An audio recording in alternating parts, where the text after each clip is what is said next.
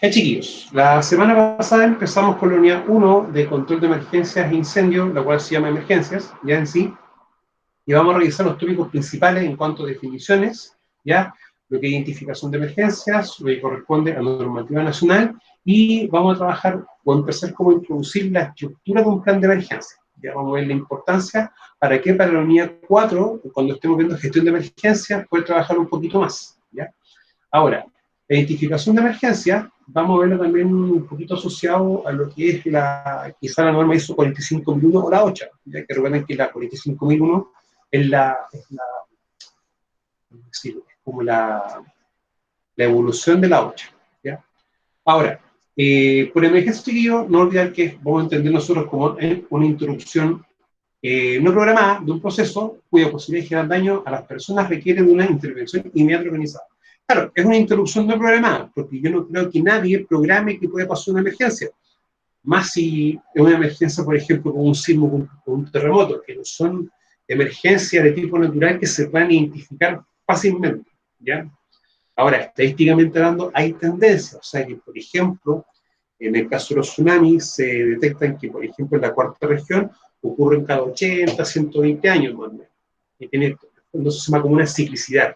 Y de hecho, hay estadística que muestra eso, ¿ya? Eso está asociado, por ejemplo, a aluviones, sismos, terremotos y maremotos, ¿ya? Pero aún así es una tendencia, no es algo fijo.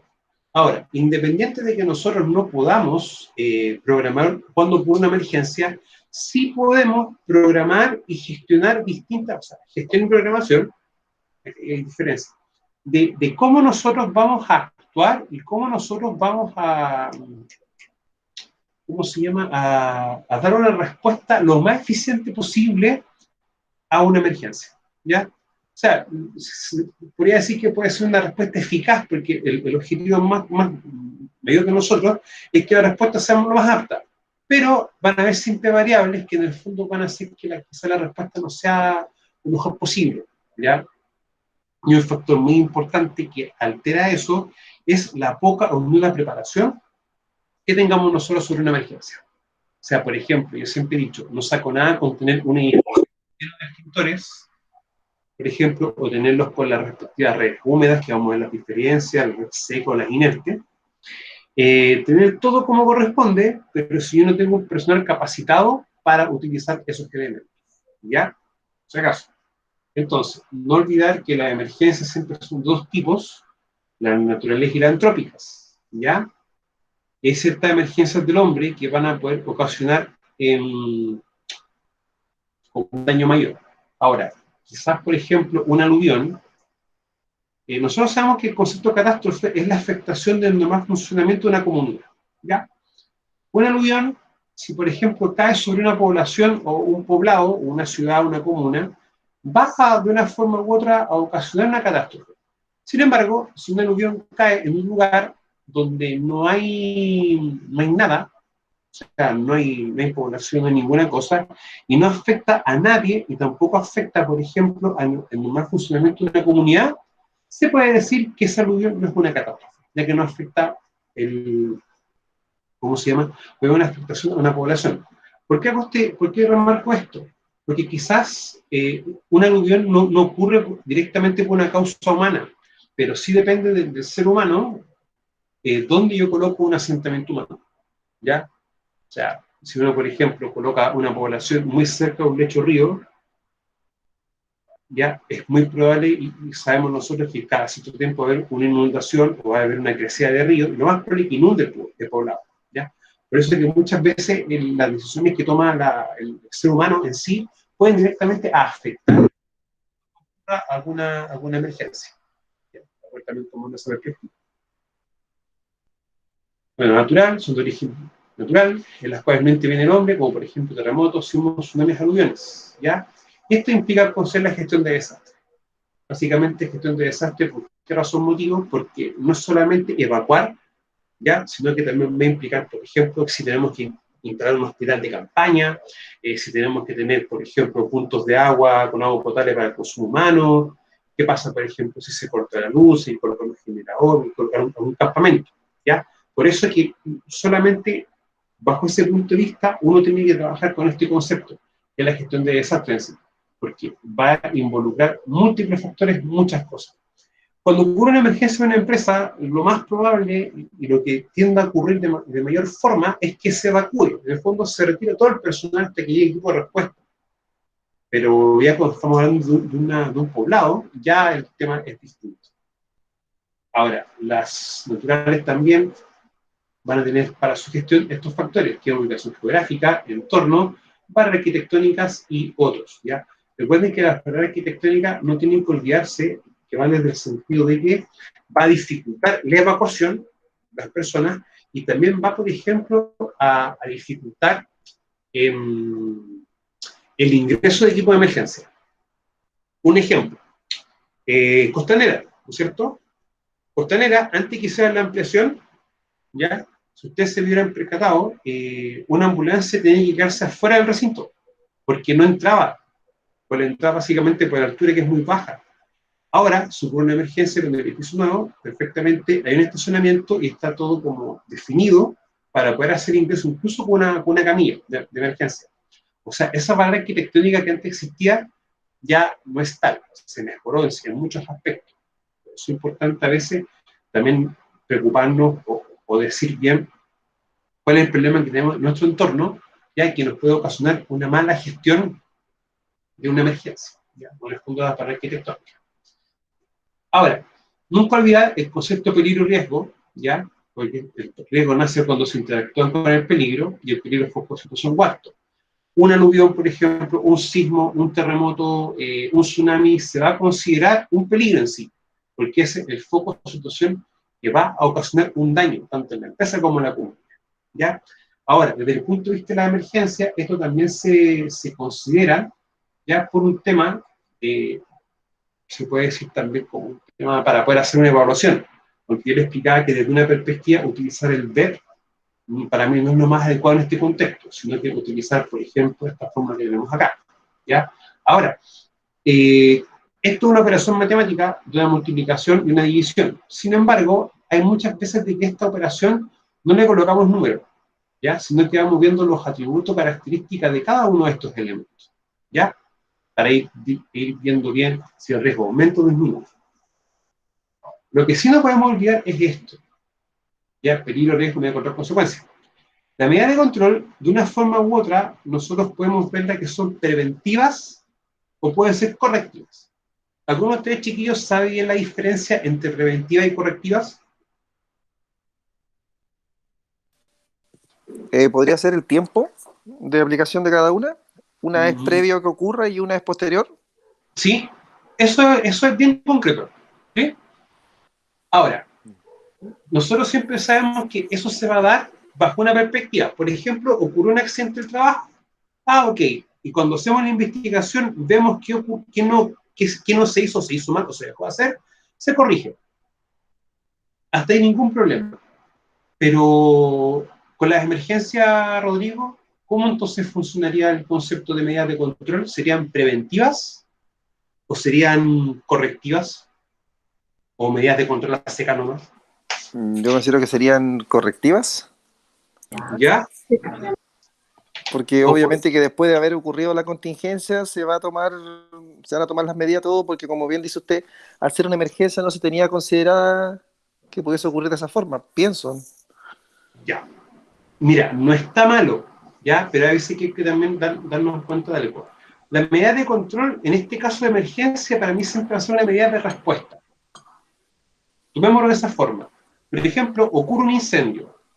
Acá tenemos que tener dos respuestas. Uno, el incendio, primero tenemos un amago, que es un fuego inicial, y luego tenemos un incendio. Cuando este amago no se controla, pasamos a un nivel más grande. Cuando estamos en el nivel inicial, ahí tenemos que nosotros dar una respuesta, que es, en el fondo, ok, vamos a tratar de que esto baje, que no pase un incendio. Y en paralelo, se tiene que establecer también otra respuesta, que es la evacuación. ¿Ya? Miren, yo siempre he dicho, las medidas de control, Rodrigo, tú no estás incorrecto. ¿En qué sentido? También va desde la perspectiva con que uno lo mire. Para mí, las medidas de control en este caso van a ser reactivas porque tú la estás aplicando producto de cuando ocurre algo, ocurre un evento.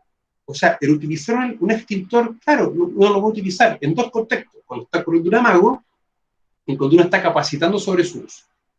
¿Ya? En ese aspecto puede ser correctiva.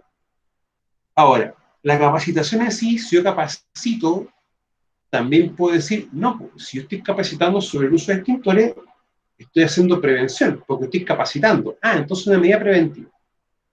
Ya, otra respuesta también que se puede dar es que si yo utilizo un extintor, que es una medida de control, puede ser una medida de control para poder gestionar esa emergencia, gestionarla o dar una respuesta más adecuada. ¿Ya? Ahora, otra pregunta un poco, quizás puede ser un poco capciosa, que es su parte esperamos trabajar más adelante.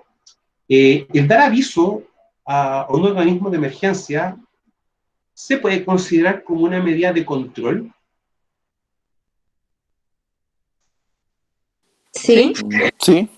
¿Sí? Ya. Y eso está correcto, chiquillos. Razón, motivo.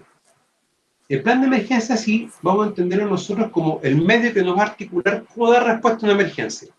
Y dentro de eso va a haber siempre un capítulo que se llama comunicación.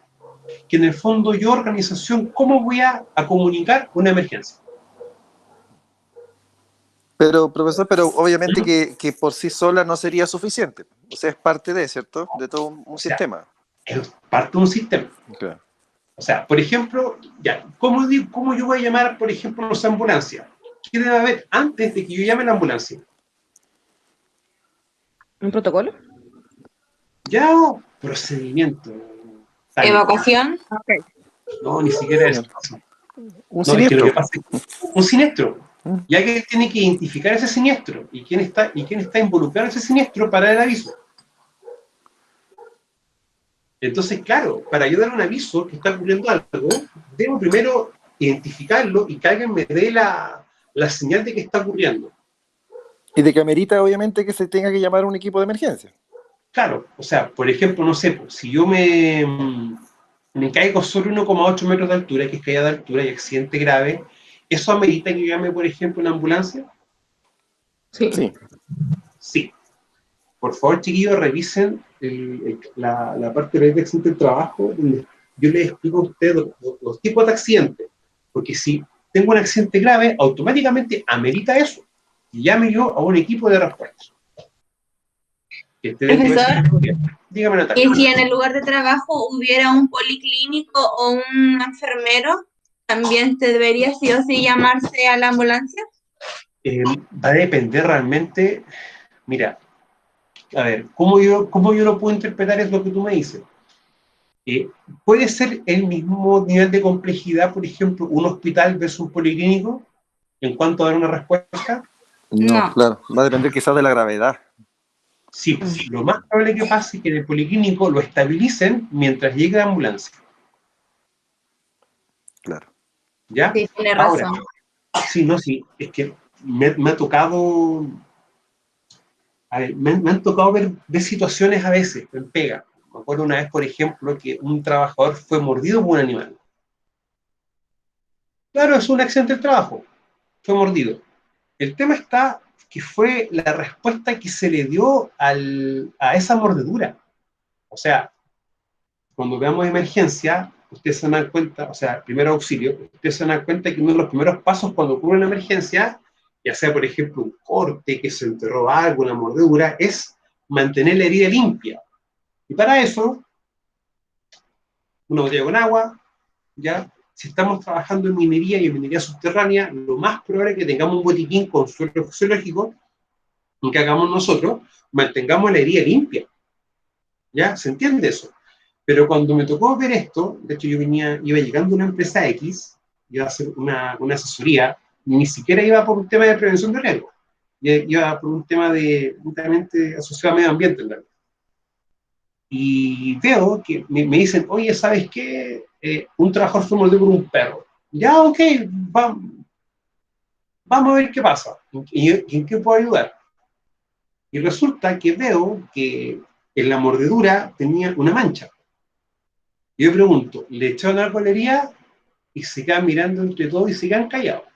Ya, ¿qué pasa? Que le habían echado mostaza, un par de cosas y un montón de cuestiones, como para que la herida cicatrizara. Entonces yo nos quedé mirando, oiga, ¿saben qué? Por favor, vayan, llevemos al trabajador una ducha y limpiémosle la herida, ¿ya? Y que se lleva a un centro asistencial porque él fue mordido por un animal, no sabemos si tiene o no tiene rabia, y también hay que colocarle una vacuna antirrábica y tiene que ser visto por un médico tratante. ¿Ya? Esas cosas, chiquillos, pasan, de verdad pasan, y uno se pesca la cabeza y uno dice, pero no voy a ser así. Profesor, Diga, Rodrigo. e incluso siempre el hospital, obviamente estas cosas de urgencia siempre tienen los mayores estándares, están acostumbrados el médico, todo, porque por ejemplo un colega de mi hermana tuvo un accidente de trayecto en bicicleta, en algo tan simple, se cayó aquí en el centro de Vallenar porque se le enredó la mochila, el arcial en la rueda. Se cayó y lo tomaron y lo llevaron al IST, ¿ya? Yeah. Y en el IST, bueno, lo vio el médico y le dijo que no, que era golpe, y le dio ibuprofeno, analgésico, y lo mandó para la casa. Y resulta que eran las 9 de la noche y no daba más. Se empezó a febrar, lo llevaron a urgencia y tenía 4 costillas rotas, se le había contraído el diafragma, ¿me entiendes? Y estuvo a punto casi de morirse, siendo que supuestamente el IST tú piensas que te va a brindar en este caso la atención y todo. Fue eso, ni siquiera una radiografía, nada, y en el hospital al final le salvaron la vida. Si no hubiera sido por eso, en la noche a lo mejor se hubiera muerto. Ay, miren, sí, porque hay veces también un tema de medios o de cantidades, ¿ya? Miren, yo sé que esto no es parte del curso y que tengo un comentario en la unidad número 3 recién, pero cuando uno tiene un accidentado y uno tiene que a veces llevar al trabajador, uno como experto en prevención nunca va a poder entrar junto al trabajador, nunca. ¿Ya? Nunca. Y cuando ocurre un accidente, cuando ya esté la persona más calmada, esté más tranquila, recién toman la declaración. Y de hecho la declaración tiene que ser tomada por el supervisor. Y lo posible escrita de puño y letra. O sea, un accidente del trabajo, ¿por qué eso fue trayecto? Y un accidente del trabajo técnicamente, aunque no se castigue el estadista. Pero sin embargo, el tratamiento que se le da tiene que tener una respuesta de emergencia. ¿Ya? O sea, que un accidente del trabajo me puede derivar en tener que tener o controlar una emergencia. Sí. Sí. Sí. O sea, por ejemplo, un trabajador de una empresa agrícola, la que sea, X, está preparando un fitosanitario para poder aplicar a las plantas y viene ingiere. Y uno dice, chupaya, esto es un accidente grave. Categoriza entre los 7 tipos. Pero también el tratamiento que se le da es de una emergencia, porque es una emergencia química. Ingesta de productos químicos. ¿Ya? Ahora, no se asusten porque cuando estén trabajando les toque presenciar o ver accidentes que de verdad no tienen que haber sido. ¿Ya? Hay veces que ocurren accidentes por razones muy infantiles incluso. ¿Ya? Pero eso es un tema que suele pasar mucho. Ahora, volviendo antes que empezáramos esto, ¿ya? El avisar una emergencia en sí corresponde a una medida de control. Y esa medida de control se llama plan de emergencia. Y un plan de emergencia en sí puede ser una medida de respuesta ante la ocurrencia de una emergencia, que en el fondo define y especifica cómo actuar ante las distintas emergencias. ¿Ya? Y eso tiene que ser así. Ahora, vamos a darnos cuenta más adelante, y también cuando lo vimos en transporte y carrillo, cuando uno da el aviso de emergencia, tiene que ser breve, preciso, conciso y bajo ciertas características. ¿Ya? Ahora, desde el punto de vista laboral, también se va a articular un segundo proceso. O sea, nosotros ocurre una emergencia en la cual tiene que ser trasladada por un equipo de respuesta que tiene los medios, se llama y todo aquello, pero como es de un ámbito laboral, uno también tiene que tener una gestión previa. ¿Qué implica aquello? Que uno tenga que, por ejemplo, preguntar al trabajador, oye, ¿sabes qué? Necesito, por favor, un número y un nombre de una persona en caso de que tú tengas un accidente, para dar el aviso. ¿Ya? Una vez que ocurre la emergencia, se da el aviso respectivo y uno que hace en paralelo llama a la familia, ¿ya? Para poder dar aviso de que ocurre una emergencia y poder explicar el contexto de aquello. Nunca olvidar eso, que es muy importante, chiquillos, que también viene en cuenta. Ahora, el riesgo, desde el punto de vista de una catástrofe, ¿ya? En este caso, recuerden que las catástrofes van a ser casi siempre emergencias naturales, y hay una que es una emergencia de origen antrópico, pero que va a tener también un comportamiento similar a esto, por lo que puede abarcar solo incendios forestales. ¿Ya? También uno lo puede incluir en esto, aunque sean de origen humano, pero como la consecuencia es mayor, se considera también dentro de una gestión de desastre. ¿Ya? Que viene más o menos asociado a esto, y también, por ejemplo, el COVID, también uno puede tomarlo desde esta perspectiva. Profesor, en esa gráfica que usted tiene acá, evaluación de riesgo en función a las catástrofes, usted dijo que no se le aplicaba un valor numérico. ¿Y cómo entonces podemos determinar la gravedad, en este caso la amenaza, la vulnerabilidad? ¿Cómo se hace en la práctica? Porque en la práctica nosotros vamos diciendo, por ejemplo, ya, cuando yo esto, lo de que está de un numerador es un denominador. ¿Ya? Sí. Entonces, cuando la capacidad, esto se hace lo más grande posible, ¿qué va a pasar con este valor? Va a ir disminuyendo. Disminuyendo, ¿ya? ¿Ya? O sea, si esto es 1 y esto es 100, claro, va a disminuir. Va disminuyendo, ¿ya? Ahora, esto desde el punto de vista para evaluar las catástrofes, ¿ya? Y uno lo hace desde una manera prácticamente como casi cualitativa. Ahora, ¿hay metodologías para darle número a esto? Sí, existen, ¿ya? Pero son a veces un poco más complejas porque dependen, no de una variable, dependen de 4 o 5. Incluso uno, por ejemplo, toma un plano, ya, o toma un mapa, ya, que no son cosas distintas, y uno, por ejemplo, si está en borde costero, ve cuál es la zona de inundabilidad. Pero, por ejemplo, yo puedo darle un valor estimado de un riesgo a un tsunami, por ejemplo. No lo puedo hacer tan sencillo. Es como lo que pasa con el incendio, como decía usted. Claro. O sea, nosotros en este aspecto, cuando uno quiere empezar a hacer gestión de esto, nosotros nos preocupamos de la capacidad. La capacidad viene dada, por ejemplo, con lo que es la respuesta, con lo que es los recursos, con la gente, con si tenemos procedimientos, tenemos una serie de elementos que nos ayudan a que en el fondo la capacidad es lo que siempre se puede ir aumentando. Ahora, no me acuerdo si la semana pasada definimos cada uno de estos conceptos, ¿ya? Pero vamos viendo un poco más para poder darlo. Ahora, yo en un aspecto les comentaba de que, claro, tenemos el VEP para poder evaluar la emergencia, darle valor numérico. Para mí a veces es un poco complejo utilizar un VEP, que es una multiplicación, porque es como, o sea, uno, por ejemplo, qué tan probable es que algo suceda, hay que ver varios factores, muchos factores. O sea, si por ejemplo un tema eléctrico, hay que ver si la capacidad eléctrica es la adecuada, por ejemplo, 1, 2, si tiene una mantención eléctrica como corresponde, tenemos un diferencial, entre otros factores más. Entonces, hay ciertos elementos que muchas veces uno como que cuesta interiorizarlos para darle un valor numérico y colocarlo. Ahora, se ocupa, no se puede negar. Sin embargo, en emergencia, yo soy más partidario de identificarla, decir, estas son las emergencias y automáticamente ver cómo actuamos. Claro, uno le puede dar un valor numérico, pero es más dificultoso. Y si uno le da un valor numérico, uno también tiene que definir los criterios por qué. ¿Ya? O sea, uno lo define claramente con esto. Bueno, chiquillos, ya, los tipos de amenaza, natural y origen humano, ya, que en el fondo tiene a esta concepción. Otro elemento importante, chiquillos, en esta temprana, ya que es la provisión de información por organismos adecuados. ¿Ya? Y eso no implica que a nosotros, si estamos trabajando en ciertas áreas que tenemos condiciones, ejemplo, nevazones, que se pueden dar lluvias complejas, tormentas eléctricas, ¿ya? Aluviones, ¿ya? Y olas de calor, por ejemplo, no recuerdo si ya dije aluviones, ¿ya? Que nosotros sí o sí tenemos que, cuando nos llega esta alerta, ver nuestro procedimiento de emergencia. Quizás lo más probable es que el procedimiento de emergencia más sencillo, como uno de sus compañeros dijo la semana pasada, es evacuar. ¿Ya? Evacuar.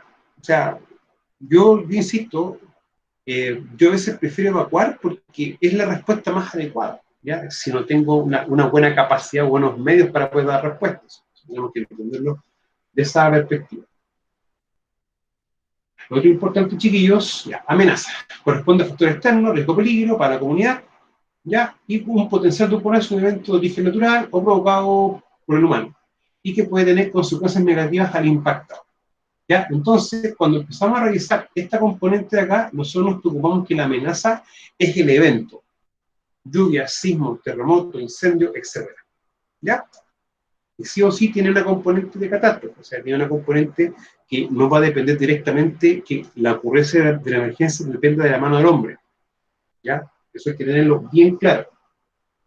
Si alguien tiene algún mecanismo o sistema para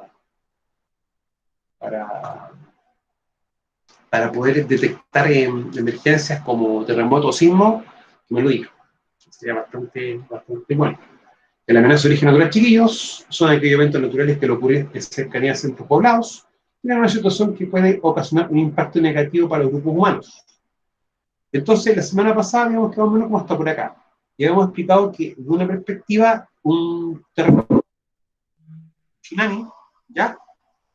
Un maremoto, puede perfectamente calzar con esto, ya por un impacto negativo de los grupos humanos. Ahora, hace un tiempo, un par de años atrás, hubo un terremoto en el sur de Chile, fue en Chaitén, ¿no es cierto? Si mal no me equivoco. ¿El terremoto ¿Sí? del 2010?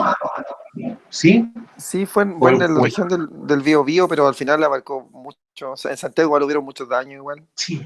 O lo de Chaitén, perdón, fue lo del volcán, ¿no es cierto? Fue lo del volcán, sí, ese fue más antes. Ya.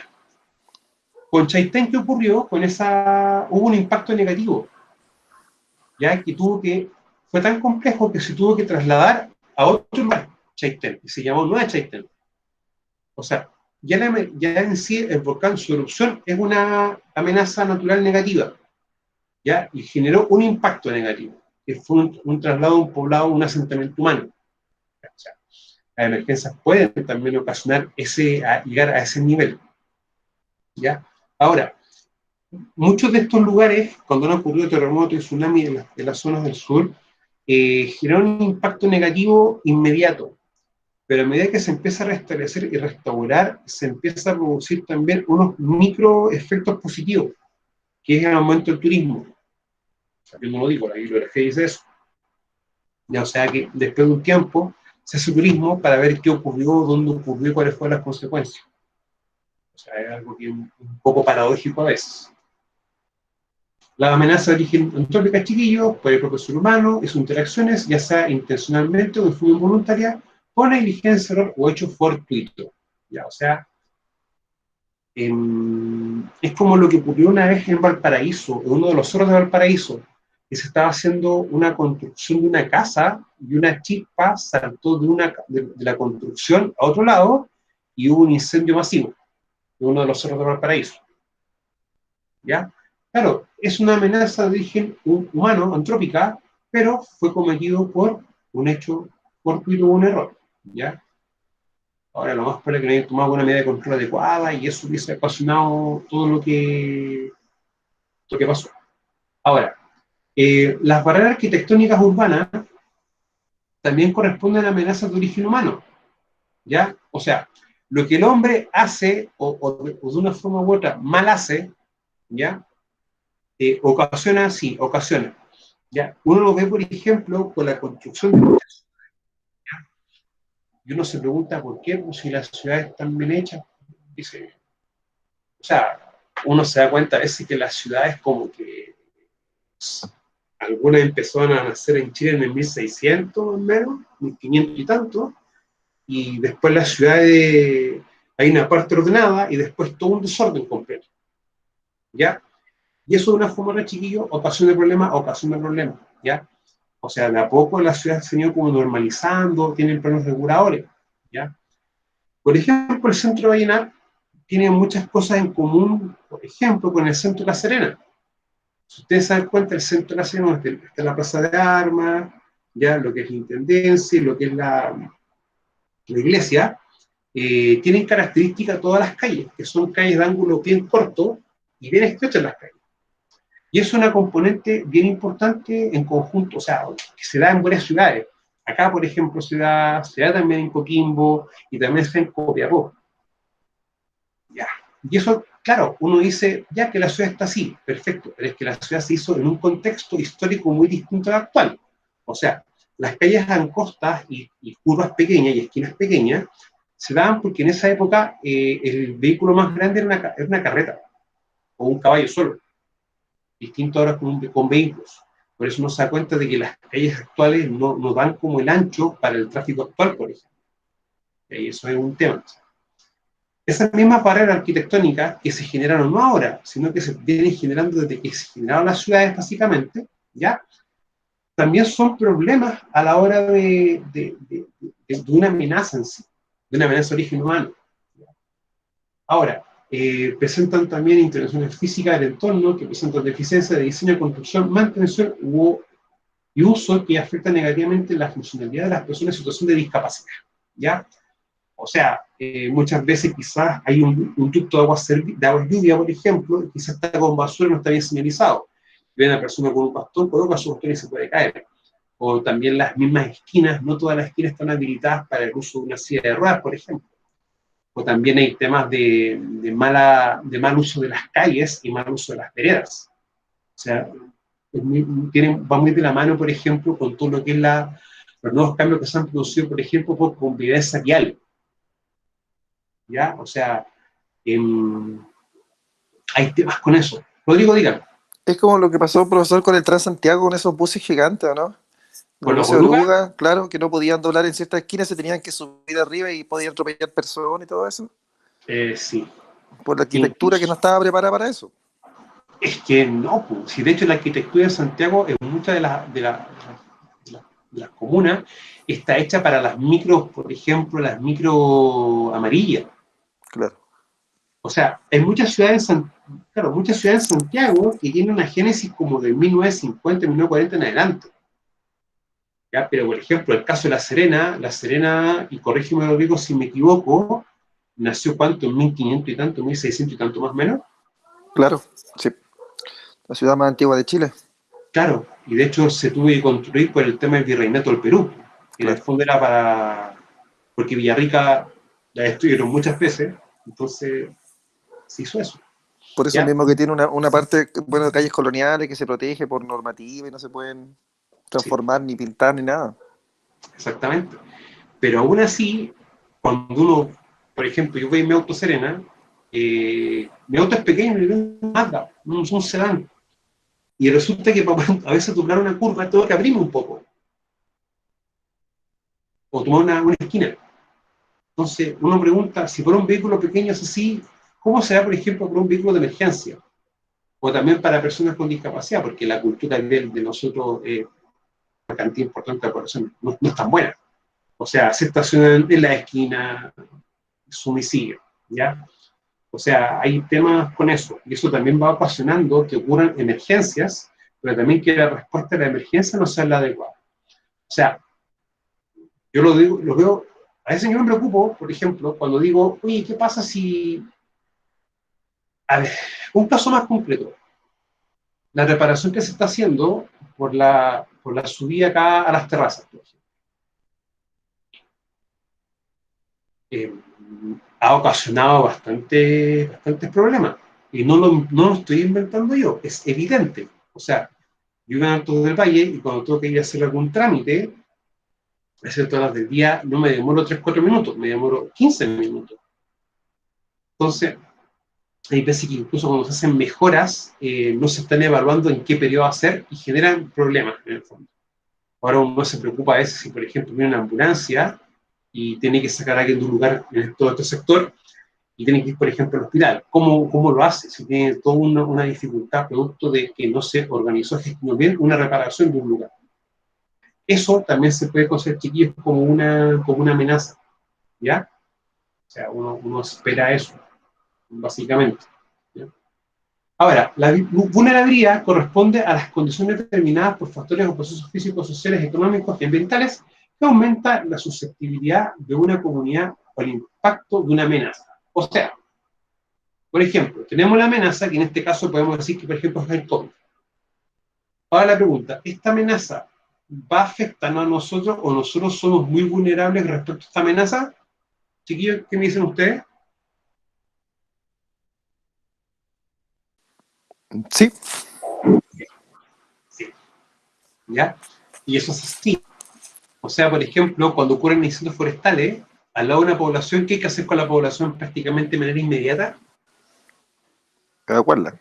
Evacuarla completamente. ¿Ya?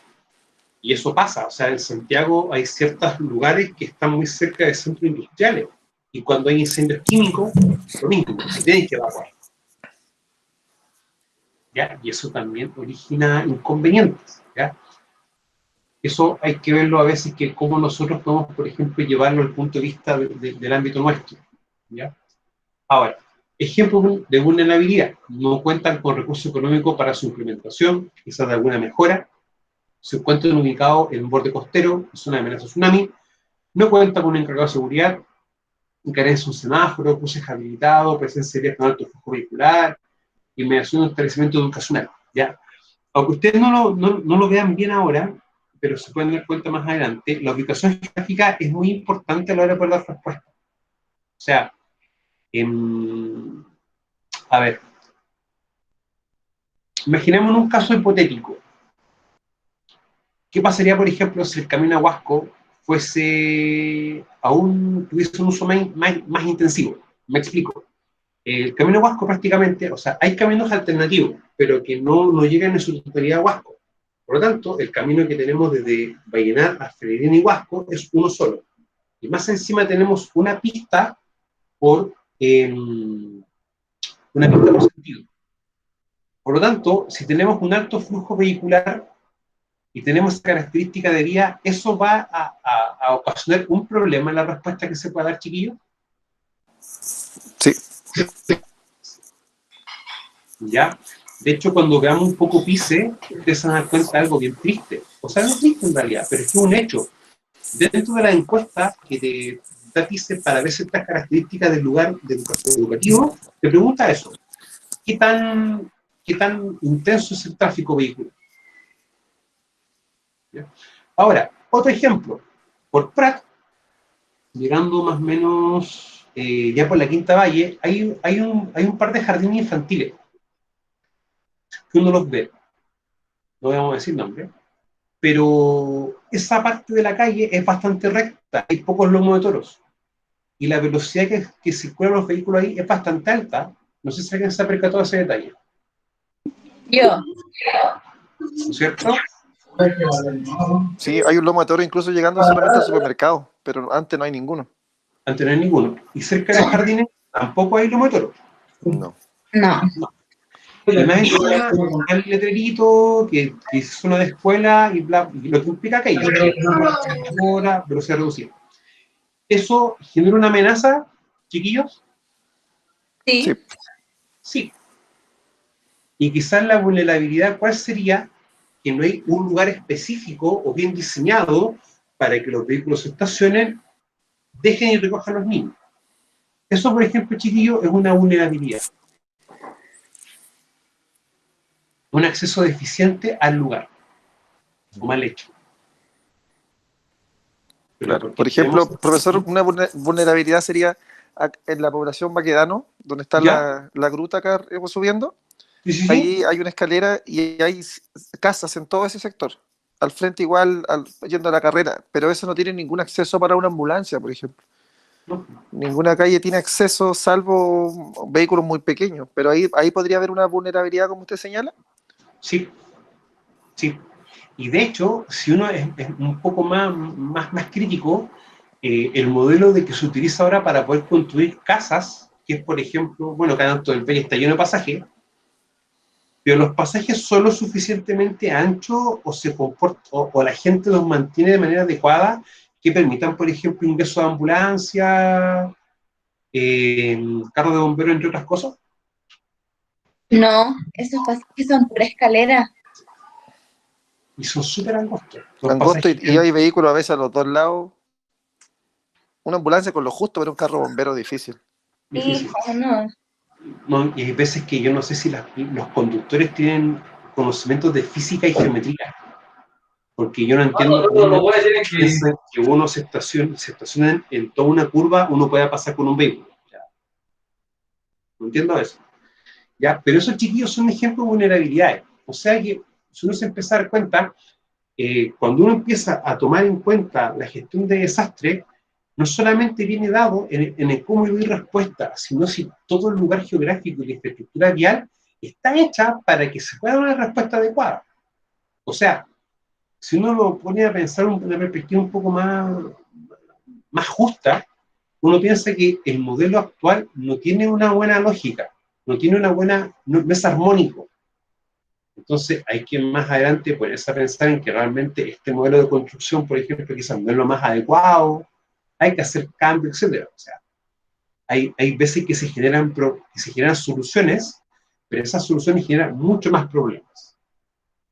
Ahora, otro ejemplo de vulnerabilidad, por ejemplo, señaléticas, alerta y más de prevención de emergencia no accesible a las personas en situación de discapacidad. O sea, me acuerdo que no sé en qué parte me preguntaron cómo hacerlo, por ejemplo, con los chicos que son sordos, que tienen una hipoacusia, ¿ya?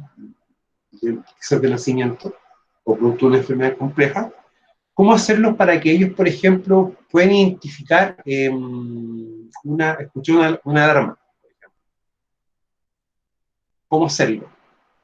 Entonces, a mí, dentro de la primera de una respuesta rápida y que encima se entendiera, que fuera coherente, era pensar, oye, pero como estos chicos no escuchan bien, y ahora con la tecnología, con el WhatsApp, con el chat y con todas las cosas, utilizan mucho el teléfono.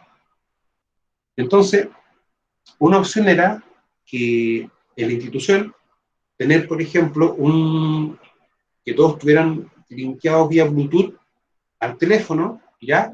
Y un sistema de alerta en el cual el teléfono, al tenerlo a la persona cerca y vibrar y dar cierto tipo de señales, ok, hay que evacuar, ¿ya?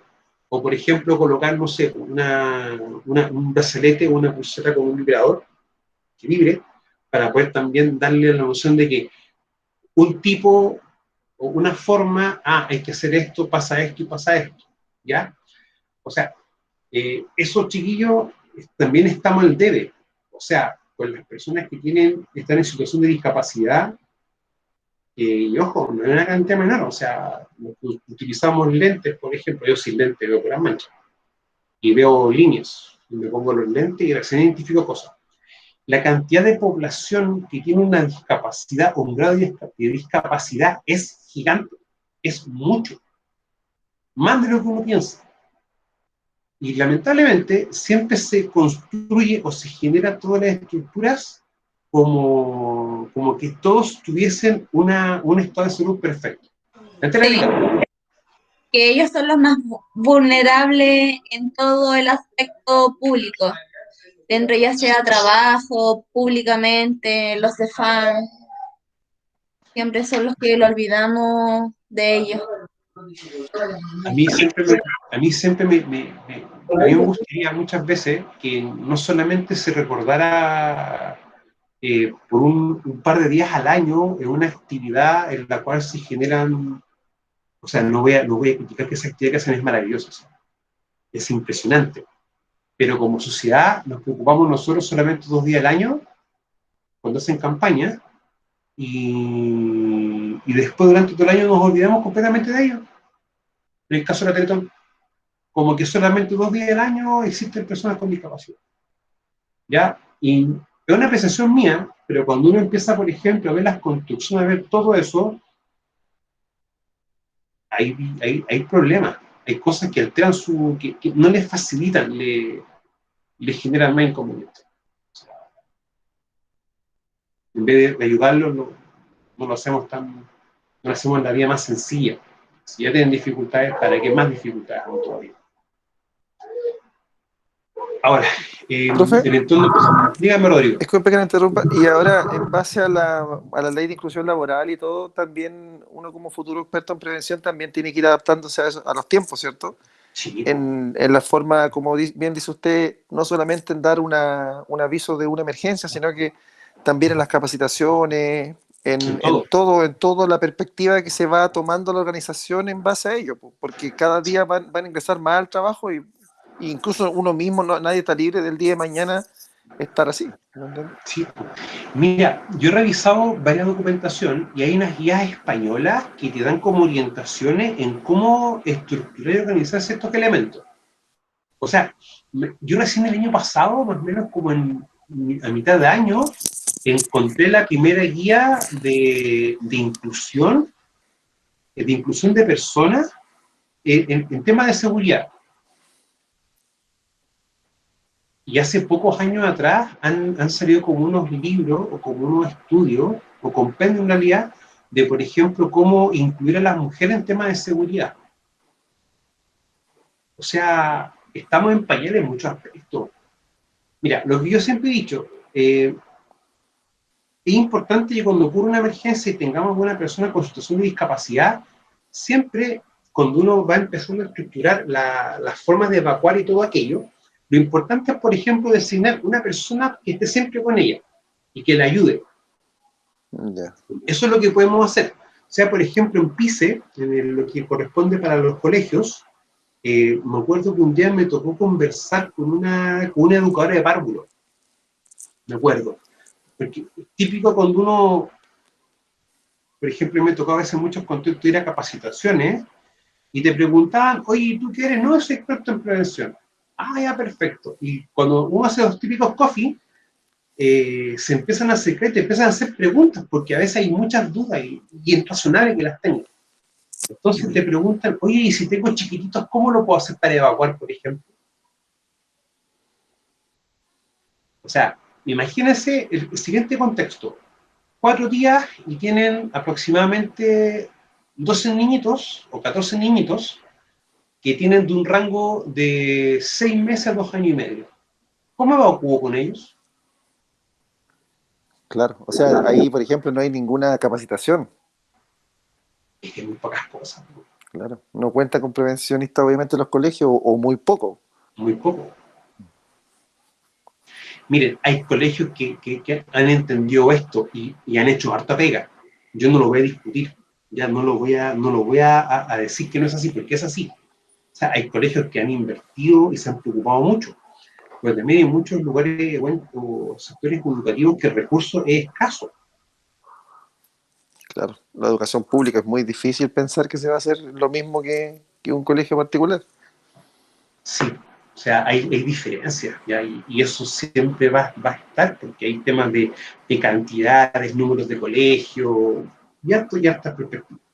Entonces, como yo pensé entre mí, en ese mismo apuro, de poder dar una respuesta rápida y lógica y coherente también, ahí uno les explica que, mira, siempre tienes que tener un listado primero que todo con todos los niñitos, ¿ya?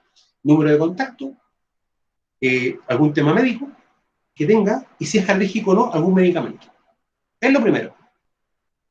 ¿Qué pasa? Que en ese jardín, después me contaron las tías al tiempo, de que hicieron como una especie como de tarjetitas para cada chiquitito.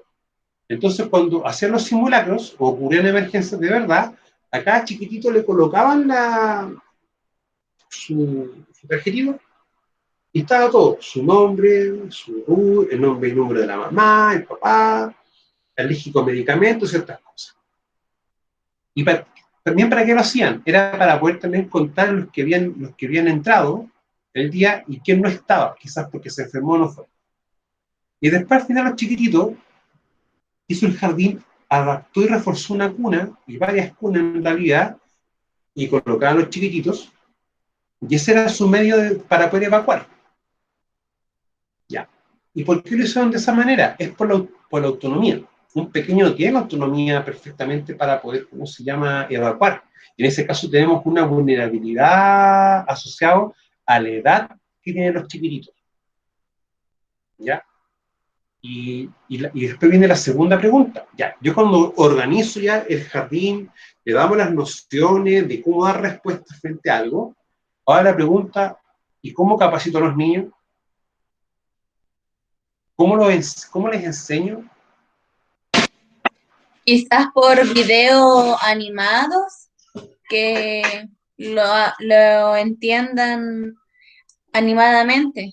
O sea, no, ¿Ya? Por disculpe. canciones también, por juego. Sí, por juego, claro. ¿Ya? Mire, yo tenía un sobrino primo, que a los 6 años le enseñé a diferenciar las clases de fuego. 6, 7 años. Me costó un tiempo.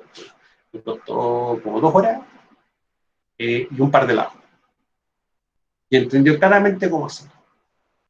¿Ya? Pero ahí también hay metodologías de juego. ¿Ya? O sea, uno también tiene que darse cuenta de que uno tiene que también quizás llevar a juego ciertas temáticas para poder capacitar. Y esto es en todo rango de edad. ¿Ya? Ahora, ahí también vamos a darnos cuenta que quizás una vulnerabilidad va a ser que el desplazamiento de una persona no va a ser quizás lo más adecuado, ¿ya? O lo más óptimo que uno quisiera, y tiene que sí o sí de una forma u otra tener la ayuda de una persona. Y ahí eso uno después también lo va articulando en función de qué, de las características del lugar, ¿ya? O sea, algo de sentido común. Tengo personas con movilidad reducida, evitemos, por ejemplo, quizás que trabajen en un segundo piso, que trabajen en un primer piso, ¿ya? O quizás cambiar la oficina en un punto tal que su evacuación pueda ser más rápida, más expedita, ¿ya? Por eso es importante a veces ponerse en distintos casos, y a veces eso es lo que le cuesta un poco a uno. Ahora, la capacidad, chiquillo, es la combinación de fortaleza y recursos disponibles dentro de una comunidad, sociedad u organización que puedan reducir el impacto o los efectos de un evento o desastre, es decir, reducir el nivel de riesgo. Y es lo que yo les explicaba recién al principio. Si ustedes se van dando cuenta, cuando uno revisa lo que es vulnerabilidad, lo que es amenaza, y como vamos a empezar ahora con la capacidad, si lo empezamos a ver de manera bien concreta, ¿estamos viendo números o estamos viendo atributos de cada una de estas cosas, chiquillos? Atributos. Atributos, características, cualidades. Nada más que eso. Por eso es que a veces es difícil de cuantificar.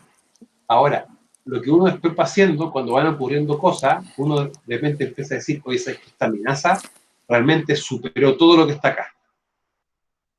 Entonces hay que empezar a ver la estrategia y los medios para ir mejorando esto, y que esto pueda soportar lo que está acá, y que esta vulnerabilidad irla trabajando para que cada vez sea más tendiente a cero. Porque yo tengo algo dividido por cero es cero, o sea, multiplicado por cero es cero. ¿Ya? Entonces, y cero dividido por algo es, chiquillos, cero dividido por algo es Cero. cero. Entonces, nunca, o sea, el riesgo nosotros sabemos que la única forma de que sea cero es que el peligro sea cero. ¿Ya? Pero lo ideal es que cuando uno empieza a trabajar esto, ayude a que esto sea lo más cercano a cero. Ayude. ¿Ya? No es que va a ser así, va a ayudar. Profesor. Dígame, Rodrigo. Y al respecto en esto que estamos viendo de la amenaza, de las capacidades, también eso obviamente va de la mano con responsabilidades legales. En el caso, si no se toman las medidas y la capacidad, a lo mejor no fue la correcta, todo eso, porque como usted decía recién del terremoto cuando habló más antes, ¿se acuerda que se cayó uno en edificio emblemático en Concepción, el Alto Río? Sí. Se cayó, claro, y ahí llevaron a juicio, ¿se acuerda? Al ingenieros calculistas, a un montón de profesionales, que, claro, que fue, si bien el terremoto fue 8.8, ellos argumentaban de que había sido demasiado fuerte, ¿cierto? Por la fuerza mayor y todo eso, pero se suponía que tenían que haber hecho un edificio que soportara hasta un grado 10. Entonces nunca se pusieron en esa circunstancia y al final hubieron responsabilidades penales. Incluso también hay un tema del tipo de suelo que había, tengo entendido, y lo otro era un tema también de la recepción de obra, tengo entendido. Claro, sí, eran muchos factores en la carpeta, claro. Eran muchos factores. Mira, cuando uno, por ejemplo, yo se los puedo ver desde mi perspectiva medio ambiente. Cuando uno tiene que hacer, por ejemplo, un estudio de algo, uno establece siempre dos escenarios, o tres en realidad. El peor escenario, el mejor escenario, y después uno hace un promedio que es como lo que puede ocurrir. Entonces, uno siempre tiene que ponerse en todos los casos, ¿ya? En todos los casos. Ahora, en cuanto a normativa nacional, ¿ya? Hay varias cositas que están en cuanto a la emergencia. O sea, tenemos, por ejemplo, 594, que es el reglamento que establece las protecciones sanitarias ambientales básicas en lugares de trabajo. Tenemos eso. Uno, tenemos la Ordenanza General de Construcción y Urbanismo, el famoso decreto 47. Tercero, tenemos la norma chilena 436, y recuerden que esa, como no tiene ningún cuerpo legal que la dirija directamente, no es una norma obligatoria, es una norma que uno puede en el fondo como tomarla como de consulta, ¿ya? Ojalá fuese obligatoria, ¿ya? Pero también tenemos otro mecanismo que me estructura o me define temas de emergencia. El decreto 48, que es el de almacenamiento de sustancias peligrosas, que ese es uno, pero el otro que es bien importante es el famoso, cuando yo quiero sacar mi patente comercial. ¿Cómo se llama este documento? Espera. Espérate, si yo... Cuando uno quiere sacar resolución sanitaria.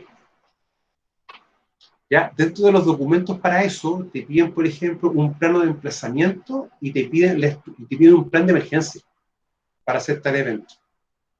Ahora, eso, o sea, si ustedes se van dando cuenta, le estoy nombrando distintos cuerpos legales que hablan y nos dicen temas de emergencia. Tenemos también el decreto 369 y el 60 y tanto, que son para el tema de los escritores. Perfecto. Pero la pregunta mía, ¿tenemos un cuerpo legal único con tema de emergencia?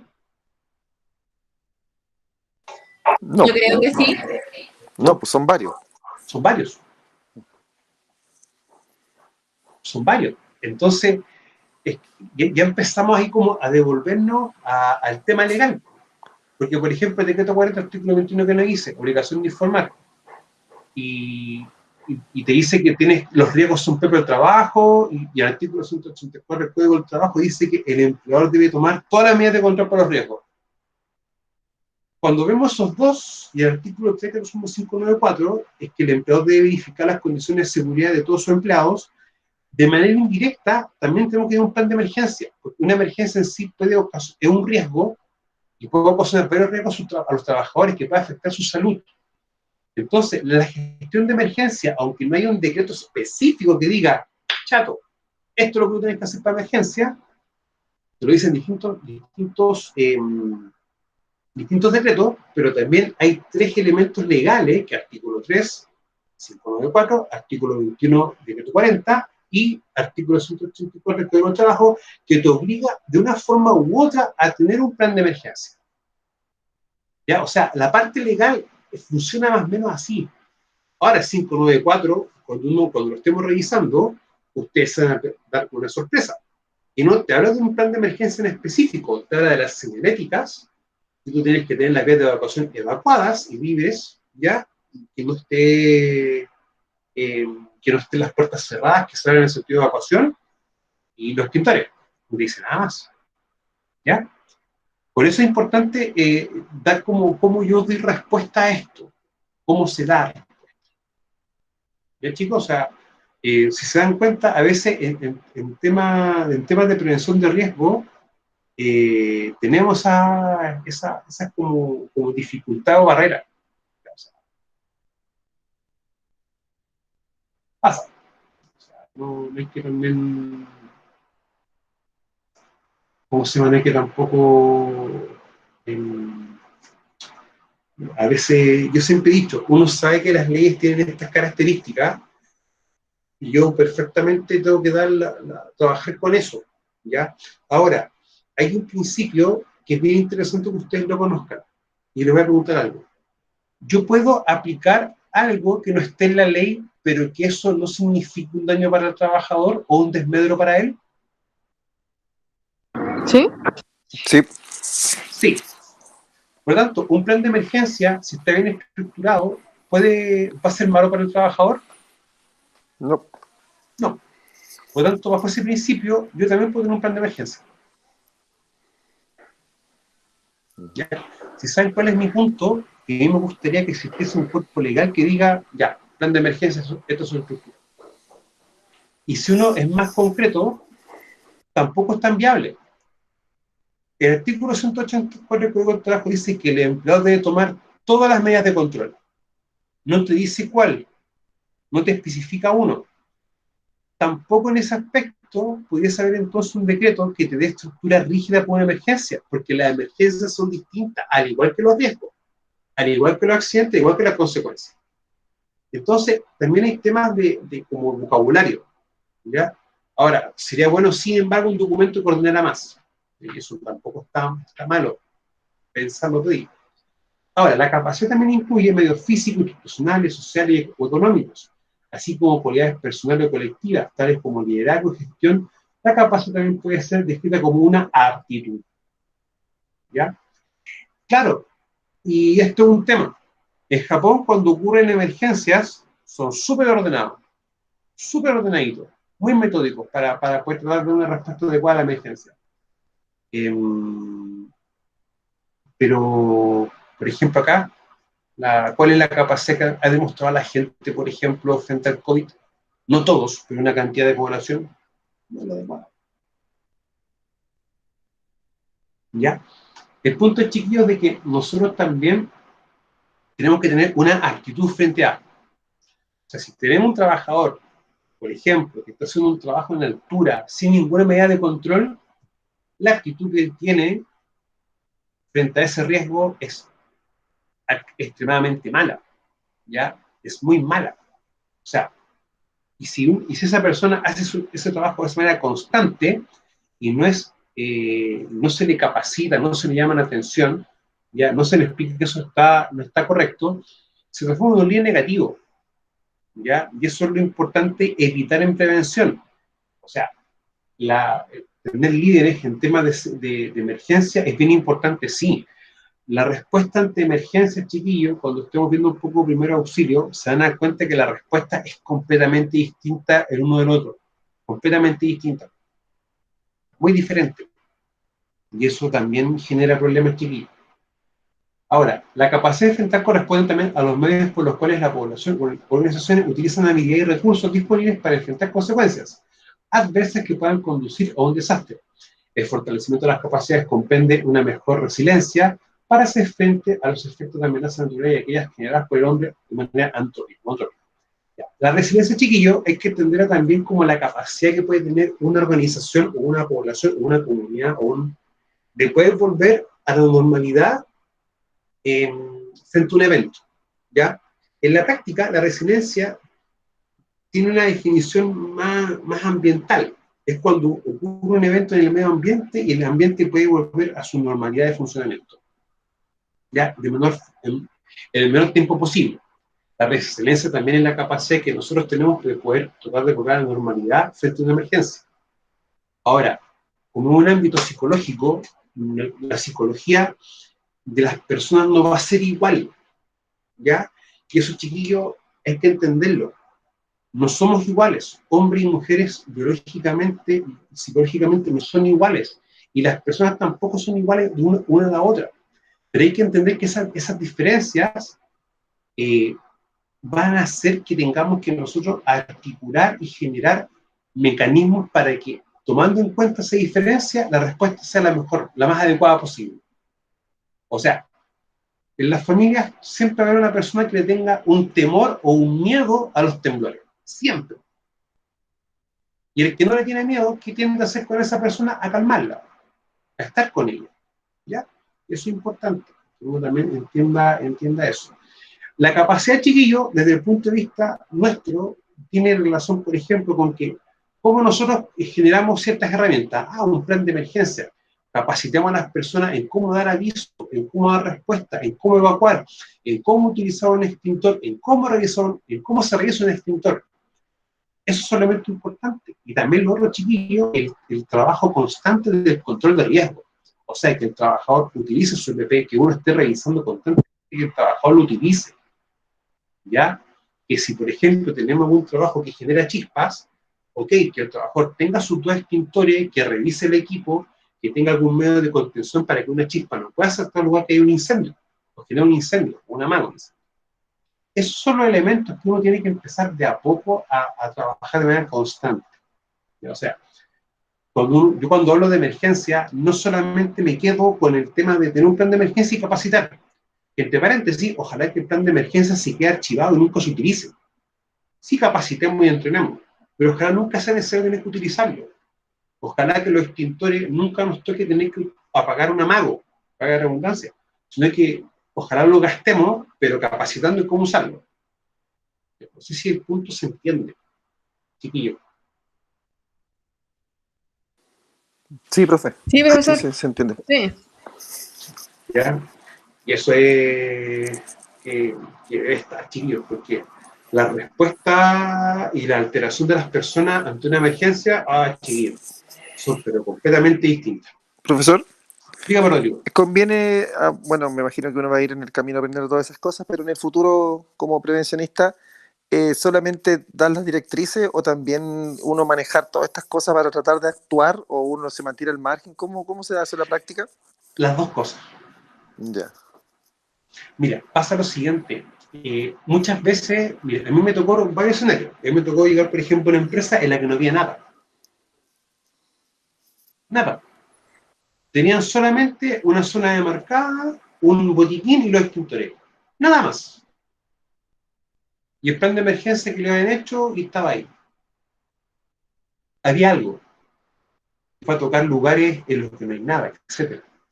Ahora, uno puede liderar y tiende a veces a ser lo más lógico, pero también que corresponde que uno tome a los supervisores, por ejemplo, y a los trabajadores y capacitemos a todos y tratemos de todo liderar la emergencia. Ahora, que es importante entender, por ejemplo, que cuando ocurre una emergencia, una persona quizás se va a quedar pegada, no va a saber qué hacer. Y bajo ese punto de vista, esa persona quizás no la puedo colocar para dar una respuesta a una emergencia. ¿Ya? Ahora, no es que cuando, y se lo digo así con mucho respeto, no es que cuando uno sale y empieza a trabajar, uno tiene noción de todo lo teórico. O sea, yo tuve capacitación de extintor y un montón de cosas, pero es muy distinto cuando tú estás trabajando y te toca presenciar la emergencia. O sea, me acuerdo que la primera vez que me tocó apagar un incendio en una pega que tuve, una mago en realidad, fue porque habían hecho unas brasas, no recuerdo por qué motivo, la habían dejado y de repente veo que siento un olor raro a plástico quemado y veo humo.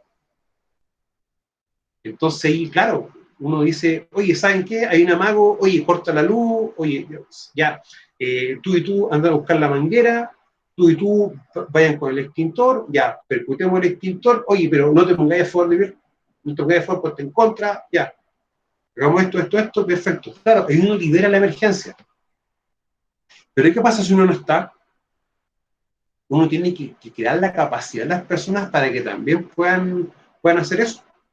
Ahora, eso, Rodrigo, se tiene que trabajar mucho, pero mucho, porque incluso el utilizar mal un extintor puede ocasionar un accidente y puede agravar una emergencia.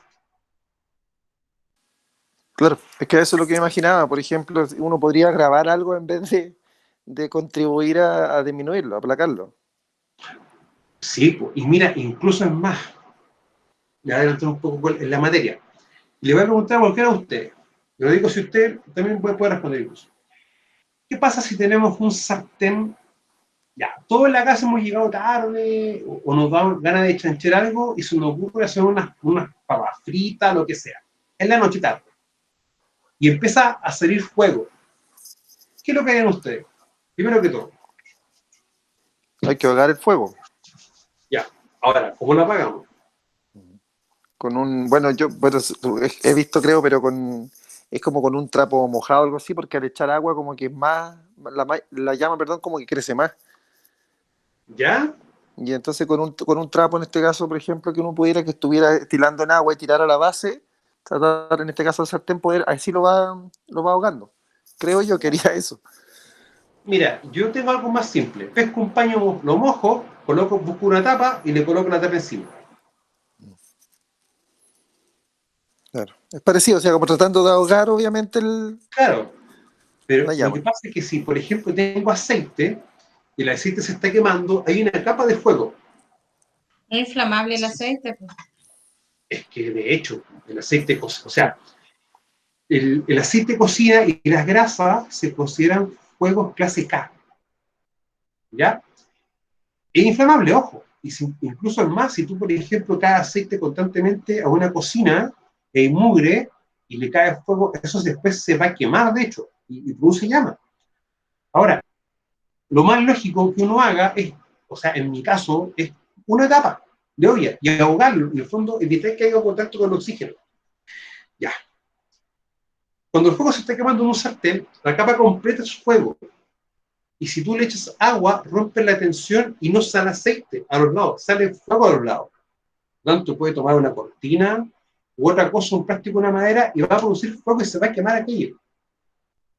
Entonces, claro, uno dice, no, porque yo le estoy echando agua o lo que sea. Ya, pero eso en el fondo es apagar un incendio con benzina. Vamos a agrandar el problema en vez de achicarlo. Ese es el punto.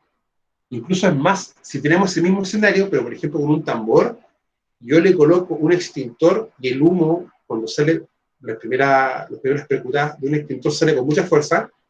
Cuando hago ese ejercicio, va a pasar algo. Si lo echo directo, el aceite con fuego va a salir por todos lados. Más adelante nos damos cuenta que el extintor tiene que ser en forma de abanico, de afuera hacia adentro. ¿Ya? Y eso es importante entenderlo. O sea,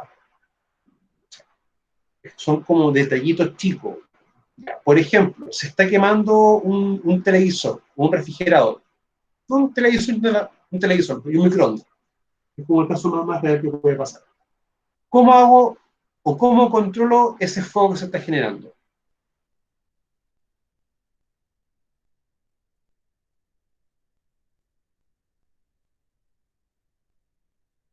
Ya. Si se quema algo electrónico, lo primero que uno tiene que hacer en sí es cortar la energía eléctrica, desenergizarlo. ¿Qué va a pasar? Si no hago eso y le coloco agua, lo más probable es que va a quedar un problema mayor del que está. Por eso es importante. ¿Va a ser un corte? ¿Va a ser un corte como general si no está corta la electricidad? Exactamente. Es que más que eso, si vaya a reventar el sistema eléctrico, si le echas agua. Entonces, no hagamos un problema más grande. Entonces, ¿qué hace uno? Corta la energía. Y corta la energía y ya recién uno le puede aplicar agua. Si no puede cortar la energía, le aplicáis un extintor, un polvo químico seco, un PQS. Que entre paréntesis, el extintor que tenemos en el auto sirve para tal evento. ¿Los extintores en este caso tienen categoría? Sí, Ya. tienen categorías y tienen pesos y tienen tamaños. O sea, hay extintores así, hasta extintores que tienen carro, tienen con ruedas, adosadas. ¿Ya? Ahora, los primeros minutos del extintor son los que más funcionan, ya después el extintor pierde toda la potencia. ¿Ya? Pero más adelante vamos a ver eso en detalle, ¿ya? Para poder también ver esa perspectiva.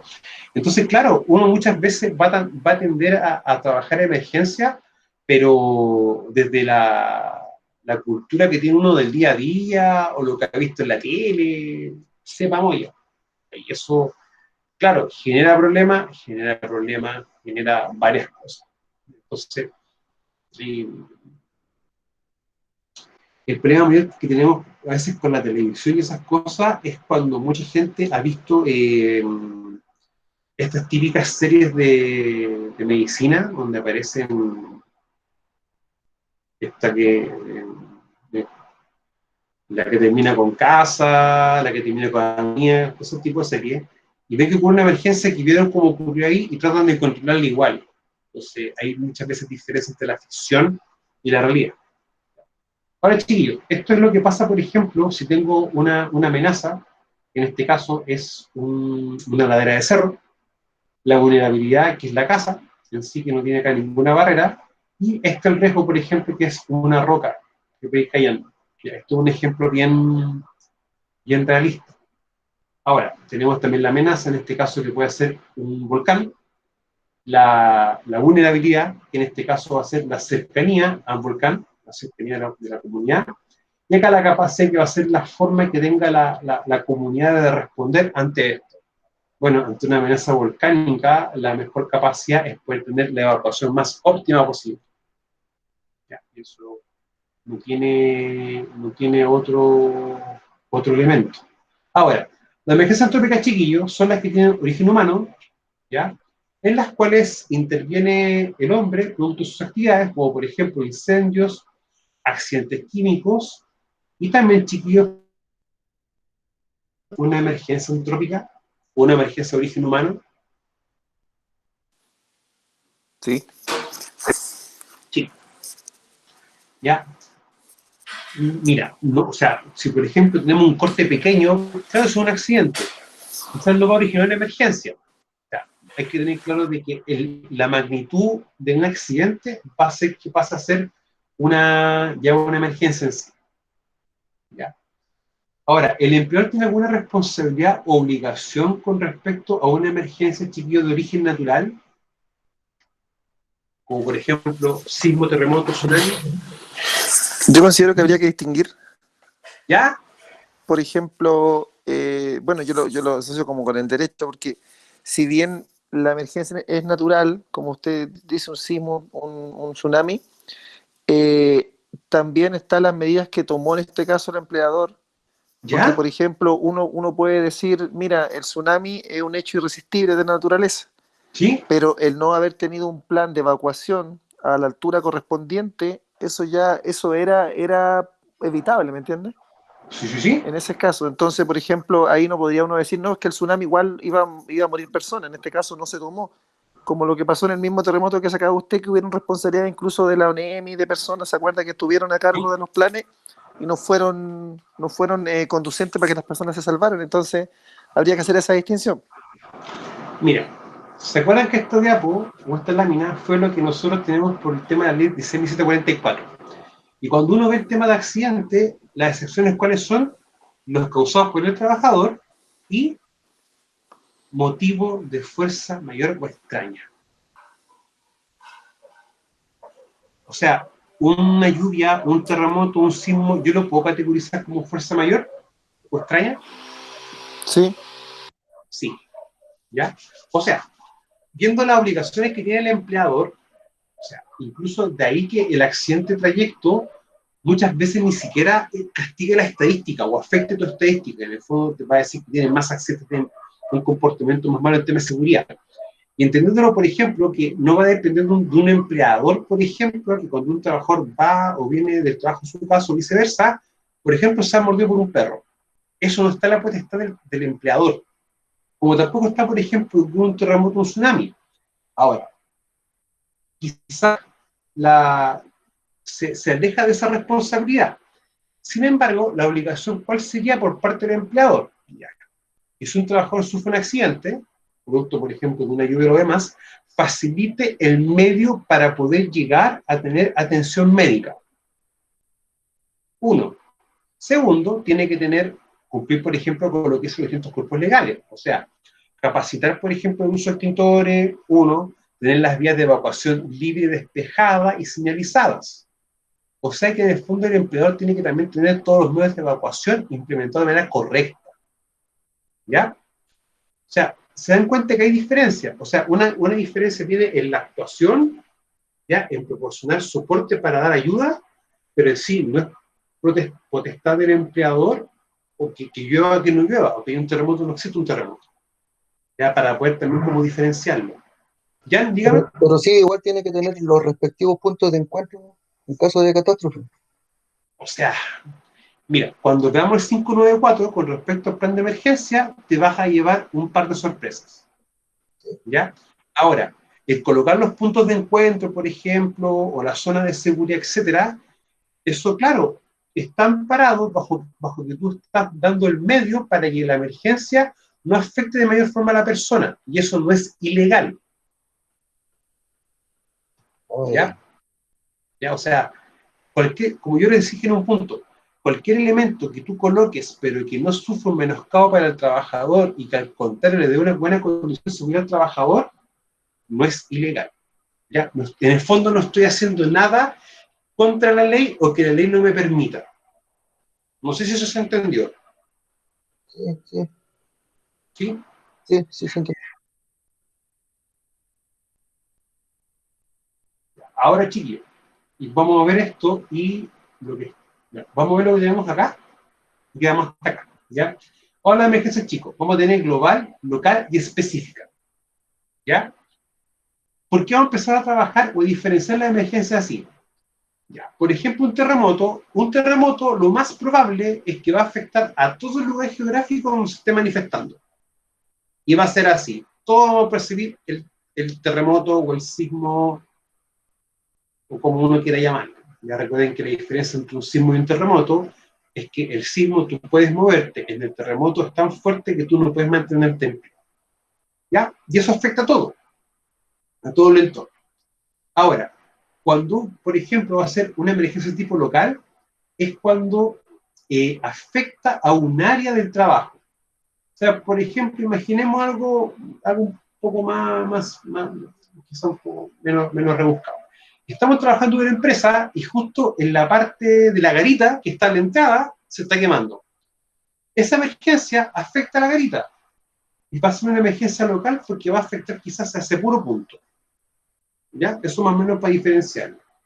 Y la emergencia específica es cuando tenemos, por ejemplo, un accidente de trabajo, que en este caso sería un corte, por ejemplo. Porque eso va a afectar quizás a una sola persona. ¿Ya?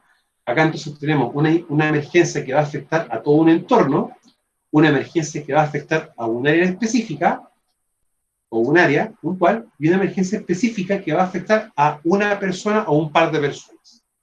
¿Ya, chicos?